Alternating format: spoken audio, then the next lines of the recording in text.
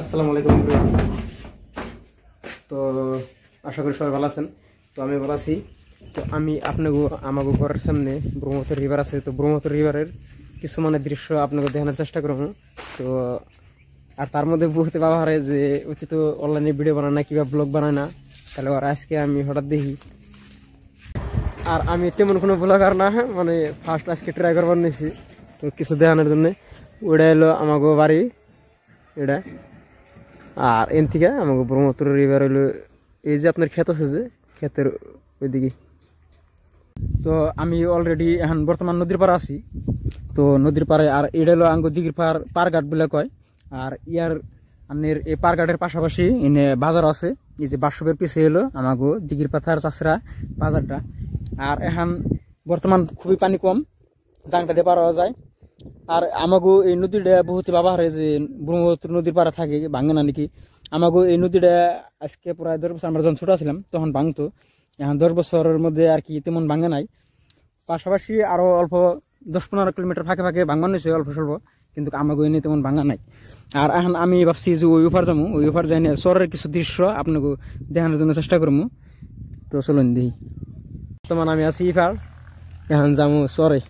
আমার নাকি আছে সাদ্দাম ভাই, এই যে মুরব্বী আর একটা আছে, দেখি যাই। যদি কেউ আপনার দিঘির পাথার পারঘাটের থেকে চরমিহি যাবার চান তাহলে লঙ্ঘন বিন্দু না হয় ভালো। এই যে আমার পাশে একটা দাদা ভাই আছে, সাইকেল নিয়ে আসছে। উনি তো এনে বহুত বেকারে পড়ে গেছে লঙ্ঘন বিন্দু নিয়ে। আমিও লঙ্ঘন বিন্দু আসছিলাম, লঙ্ঘন খুলে মাথায় নিস। আর বিশেষ করে আপনার এই সময়টা বহুত খারাপ একটা সময়, পানি তেমন হয়ে গেছে এখন। পানি যে ওভারফ্লার থাকে তখন আপনার নাও পাওয়া যায়, নাও দিয়ে মানুষ যাতায়াত করা হয় যারা চরে আপ ডাউন করে যারা। কিন্তু এখন পানির তো কমে গেছে আপনার। এখন লঙ্ঘন বিন্দু আইলে তার একরকম ভালো অসুবিধা, লঙ্ঘন খুলে মাথায় আন লাগবো।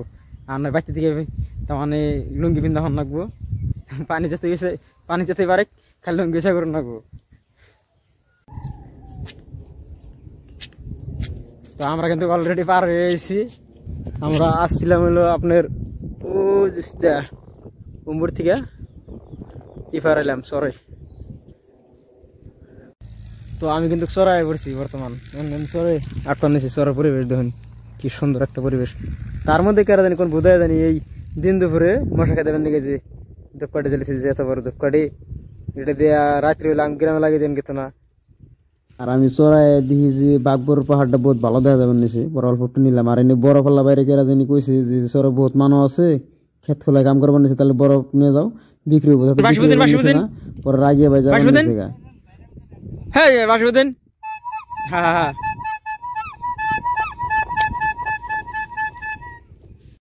এনে দিয়ে যে একবার পাগলা হয়েছে।